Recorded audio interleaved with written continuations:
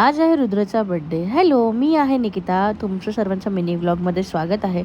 सगळी जेवणाची वगैरे कामं आटपून ना मी जरा स्किन केअर केलं, कारण का बरेच दिवस केलं नव्हतं. आणि घरी गेल्यावर बघते तर काय, ह्यांची तर कामं चालू आहेत साफसफाईची आणि मध्ये काहीच झालं नाही. फक्त किचनचं साफसफाई झाली आहे.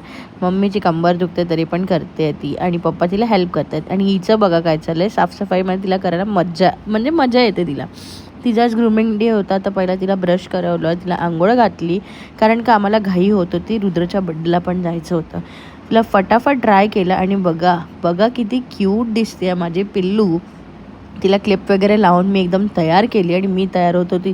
ही बघा काय केलं बघा. मला जायचंच होतं तयार व्हायला, आणि हिने हिचा क्लिप काढून टाकला. अशी आहे ती.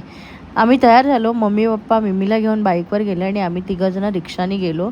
इथे सगळेजण आलेले आणि केकच आला नव्हता. मग मी आणि शुभम गेलो केक आणायला, पण स्कूटीवर एवढा मोठा केक कसा आणणार. मग मी चालत गेली आणि मग सेलिब्रेशन केलं मस्त धमाक्यामध्ये.